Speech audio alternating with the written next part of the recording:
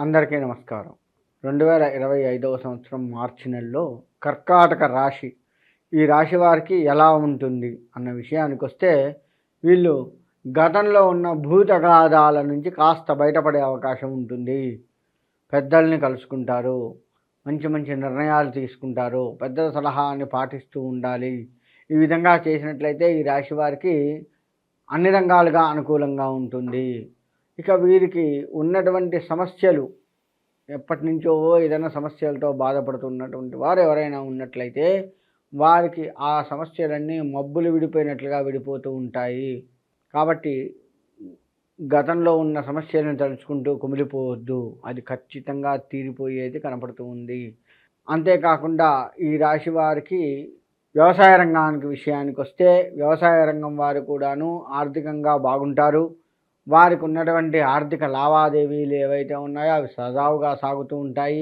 వీరికి భూ తగాదాలు, ఆ వ్యవసాయానికి సంబంధించి ఏదైనా పాత తగాదాలు ఏమైనా ఉన్నట్లయితే అవి సమసిపోయి ఎవరి హద్దులు వాళ్ళకి వచ్చేలా ఉంటూ ఉంటుంది. ఎందుకయ్యా అంటే ఈ భూతగాదాలన్నీ కూడాను మనకి మే నెలలో విషయానికి వచ్చేస్తే, మే నెల లేదు, ఇప్పుడు మనకు 2 కార్లు పండుతాయి కదా, ఈ 2 కార్లల్లో పంట అయిపోయిన తర్వాత గెట్లు పెట్టేటప్పుడు కొంత జరిపి పెట్టుకుంటూ ఉంటారు.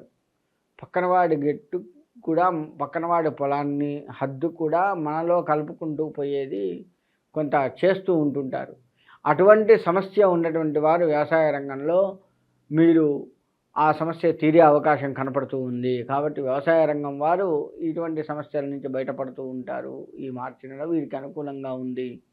అంతేకాకుండా వ్యవసాయము, తర్వాత వ్యవసాయంలో కూడాను పంట చేతికి రావడము, అది ఆర్థికంగా మనం అనుకున్నంతగా డబ్బులు రావడము, దాన్ని సక్రమైనటువంటి రీతిలో ఖర్చు పెట్టడం కూడా చేస్తూ ఉంటారు. కాబట్టి ఈ వ్యవసాయ రంగం వారు ఎక్కడా కూడా ఆందోళన చెందాల్సిన పని లేదు. చక్కగా మీ యొక్క వ్యవసాయం ఏదైతే ఉందో దాన్ని ప్రశాంతంగా చేసుకుంటూ ఉంటారు.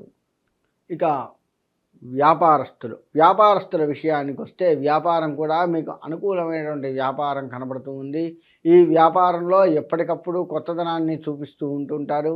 తద్వారా మీకు జనాకర్షణ, ధనాకర్షణ రెండూ కూడా వ్యాపారస్తులకు కలుగుతూ ఉంటాయి. కాబట్టి వ్యాపారస్తులు ఎక్కడా కూడా ఆందోళన చెందకుండా, నరదృష్టి ఏది తగలకుండా జాగ్రత్త పడుతూ ముందుకు వెళ్ళండి. వ్యాపారస్థం మాత్రం ఎట్టి పరిస్థితుల్లో చాలా బాగా చేస్తూ ఉంటారు, అందులో ఎటువంటి సందేహం లేదు. ఇక విద్యారంగం విషయానికి వచ్చినట్లయితే, విద్యార్థులు కఠినమైనటువంటి శ్రమను అనుభవిస్తూ చదవాల్సిన పరిస్థితి వస్తూ ఉంది. ఇప్పటివరకు చదివింది ఒక ఎత్తు, ఇప్పటి నుంచి చదివేది ఒక ఎత్తుగా మీరు చదవాలి. అట్లా చదివినట్లయితేనే మీరు కాస్త బయటపడే అవకాశం ఉంటుంది. కాబట్టి విద్యార్థులు కఠినమైనటువంటి పరీక్షా సమయాలు కాబట్టి ఇప్పుడు మీరు ఆ పరీక్షలో ఉత్తీర్ణులు కావాలి అంటే మాత్రం ఎట్టి పరిస్థితుల్లో కూడా మీ విలాసమైనటువంటి విషయాలని కాస్త పక్కకు పెట్టి చదువు మీద శ్రద్ధ వహించి ఎక్కువగా చదువు వైపే దృష్టి పెట్టినట్లయితే తప్పకుండా మీరు ముందుకు వెళ్ళే ఆస్కారం కనబడుతుంది. రియల్ ఎస్టేట్ రంగం విషయానికి వస్తే, రియల్ ఎస్టేట్ రంగం వారు కూడాను అనేక రకాలైన ఆఫర్లతోటి ముందుకు వెళ్తూ ఉంటారు, జనాన్ని ఆకర్షిస్తూ ఉంటారు. ఎక్కడా కూడా ఇబ్బంది లేనటువంటి పరిస్థితి మీలో కనపడుతూ ఉంటుంది. కాబట్టి ఉత్సాహంతో ముందుకు వెళ్తూ ఉంటారు. ఇక రాజకీయ రంగానికి వచ్చినట్లయితే వీరు పెద్దల మన్ననలు పొందుతూ ఉంటారు. వీరు చేయవలసిన ప్రతి కార్యము కూడాను అనుకున్న సమయానికి చేస్తూ ఉండాలి. అలా చేస్తూ ఉన్నట్లయితే తప్పకుండా మీ రాజకీయ భవిష్యత్తు ఎదిగేది కనపడుతూ ఉంది. కాబట్టి రాజకీయపరమైనటువంటి వాళ్ళు ఎక్కడా కూడా ఆందోళన చెందకుండా, ఎక్కడా కూడా భయపడకుండా, అంటే మన పై అధికారి నుంచి మనకు ధనం వస్తుందో రాదో, ఆ ధనాన్నే కదా మనం పెట్టుబడిగా పెట్టి జనానికి మంచి చేసేది అని భయపడకుండా పెద్దల నుంచి మీకు సహాయ సహకారాలు అందుతూ ఉంటాయి. చక్కగా ముందుకు వెళ్తూ ఉంటారు. జనాల యొక్క మన్ననలు కూడా పొందుతూ ఉంటారు. కాబట్టి రాజకీయ పరంగా అన్ని రంగాలుగా బాగుంటుంది. కాబట్టి ఎక్కడా కూడా ఏ టెన్షన్స్ తీసుకోకుండా మీ రాజకీయ రంగాన్ని ముందుకు తీసుకువెళ్ళవచ్చు. ఇక తర్వాత ఉద్యోగస్తుల విషయానికి వస్తే, ఉద్యోగాల్లో కూడా మీకు ప్రతిదీ కూడా అనుకూల వాతావరణమే కనబడుతుంది. మీ యొక్క పైన ఉన్న అధికారులు కూడాను మీకు అనుకూలంగా ఉంటారు. చాలా బాగా చేశారు, నా యొక్క మాట నిలబెట్టారు అన్నట్లుగా మీరు ముందుకు పోతూ ఉంటారు. కాబట్టి ఉద్యోగ విషయంలో బదిలీలు అనేది మీకు కనపడినప్పటికీ కూడాను అది మీ దరిదాపుల్లోకి కూడా రావు. వచ్చినా అది తాత్కాలికమై మళ్ళా మీరు మీ స్థానాల్లోకి వెళ్ళిపోతూ ఉంటారు. అది ఖచ్చితంగా కనపడుతూ ఉంది. ఏదో టెంపరవరీగా అక్కడికి పంపియడము, తర్వాత మళ్ళా తెచ్చుకోవడము, ఇలా కొంత చేసేది కనపడుతూ ఉంది. ఒకవేళ మీకు బదిలీలు అయినప్పటికీ అక్కడ కూడా మీకు వాతావరణం మంచి వాతావరణమే ఉంటుందే తప్ప ఎక్కడా కూడా ఉద్యోగస్తులు ఇబ్బంది పడవలసిన లేదు. ఇక విదేశీయానానికి వెళ్ళేటువంటి వారు మీ యొక్క విదేశీయానాన్ని అనుకూలంగానే చెప్పవచ్చు. కాబట్టి విదేశీయానానికి వెళ్ళాలి అనుకున్నటువంటి వారు వీసా అప్లై చేయటము ఇటువంటివి ఏవైతే ఉన్నాయో అవన్నీ కూడాను మీరు ప్రశాంతంగా ఏర్పాట్లు చేసుకోవచ్చు.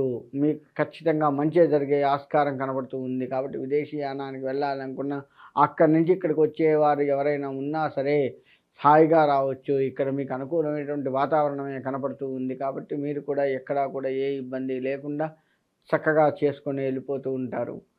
ఇక మనకి అన్ని వృత్తుల వారికి కూడాను ముఖ్యంగా చేతి వృత్తుల వారికి కూడాను అనుకూలమైన వాతావరణం కనపడుతూ ఉంది. మీరు ఇంతకు ముందు కంటే కూడా వ్యాపారాన్ని చాలా చక్కగా చేసుకుంటూ ఉంటారు. ఎటు తిరిగి అన్ని వృత్తుల వారికి కూడాను ఆదరణ బాగుంటుంది. అందులో ఎటువంటి సందేహం లేదు. కాబట్టి ఆ ఆదరణని మీరు పెంచుకుంటూ ముందుకు వెళ్ళగలిగితే మీకు తప్పకుండా మంచి జరుగుతుంది. ఇంతకుముందు మనం ఏదైనా తప్పులు చేసి ఉంటే వాటిని గుర్తు చేసుకుంటూ అవి మళ్ళీ రిపీట్ కాకుండా చూసుకుంటూ మీరు ముందుకు వెళ్ళాలి. అలా గనక వెళ్ళగలిగినట్లయితే తప్పకుండా ఈ యొక్క రాశి వారికి ఈ మార్చి నెల మొత్తం కూడాను అనుకూలమైనటువంటి వాతావరణాన్ని కనబడుతూ ఉంది. ఇక వీరు పాటించవలసింది గురువుల్ని ఆశ్రయించడము, దత్తాత్రేయ పారాయణాలు చేయడము, మీ యొక్క పురోహితులు ఎవరైతే ఉన్నారో మీ ఇంటి పురోహితుల్ని గురువుగా భావించి అతని చేత ఏదైనా పూజలు, అభిషేకాలు, అర్చనలు చేయించుకుంటూ అతడి యొక్క సంపూర్ణ ఆశీర్వచనాన్ని తీసుకుంటూ ఉండాలి. ఇంటి పురోహితుడు కూడా గురువుతో సమానంగా చెప్పబడుతూ ఉంది శాస్త్రంలో. ఆయన్ని త్రికరణ శుద్ధిగా నమ్మాలి. మనం గురువుని ఎంత బాగా నమ్మగలిగితే మన జీవితం అంత బాగా ఉంటుంది. గురువుని బాగా నమ్మినట్లయితే గురుగ్రహం యొక్క అనుగ్రహం లభిస్తుంది. గురుగ్రహం అనేది దేవతలకి గురువు. కాబట్టి ఆ దేవతల యొక్క గురువు అనుగ్రహాన్ని మనం పొందాలి అంటే, ఆ గురుగ్రహ అనుగ్రహాన్ని మనం పొందాలి అంటే మన ఇంటి పురోహితుడి ఆశీర్వచనం తీసుకోవాలి.